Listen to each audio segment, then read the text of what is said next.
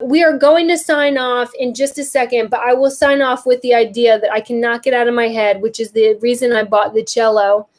And this past summer, when I forget where I was, we were on the road, not this one, the one before.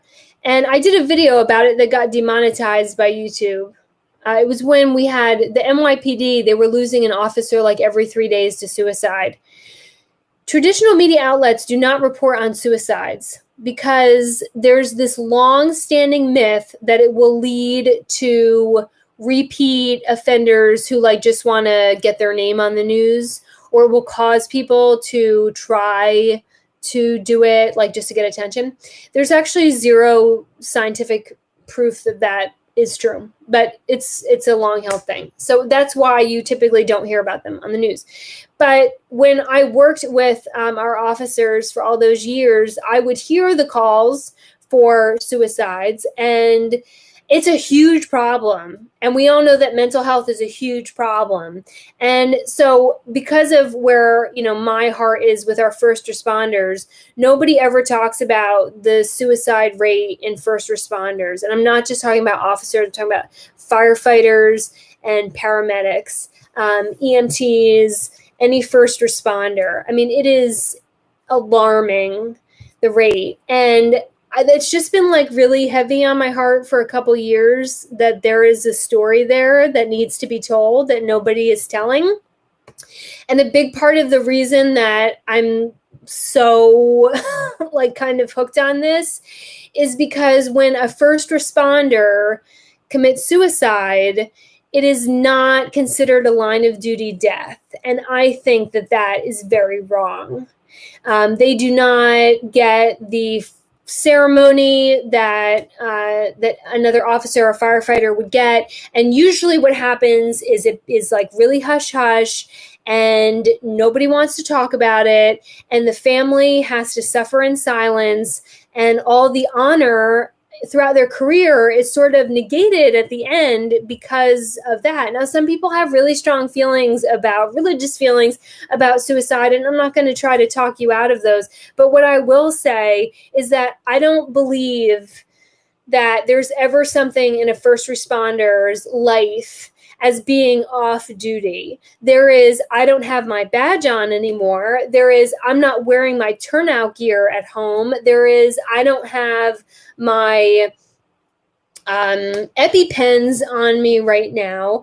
But people who are first responders see so much trauma and live so much trauma and see so much death and see the darkest side of humanity.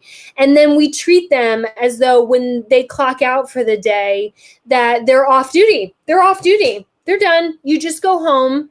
And that's false. And as someone who has, years ago, I dated a firefighter for a very long time.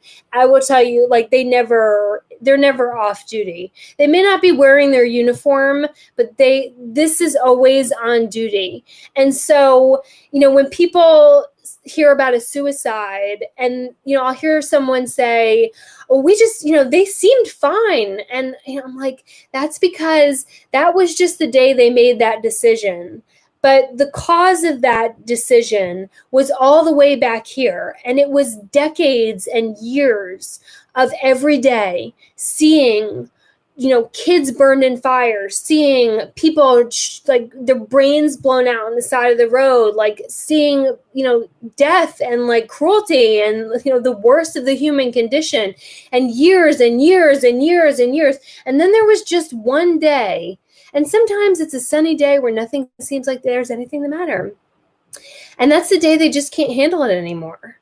And I think anyone who's dealt with any kind of darkness or mental illness in their life understands that it's not to hurt other people, that it's because they just can't stand being in that darkness anymore.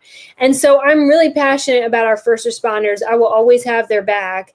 And that topic I have wanted to produce a documentary on in a long time. The reason I got the cello, and I'm so sorry, ladies, I know I've gone over, but I need to finish this. I got that cello because there is this song in my brain about how that documentary should sound that I can't find on any of the licensed music. And so I just have wanted to learn how to play it so bad, because I feel like if I can play the sound in my head on that cello, then I can figure out the rest of the documentary. And I don't think that it would be a documentary that's traditional to my usual ones, where there's just interviews and video and interviews and video and interviews and video. I really wanted to tell it using music and using that cello, because it's such a deep, moody sound, and because I don't think in any amount of words I can get people to understand the kind of trauma they experience with words.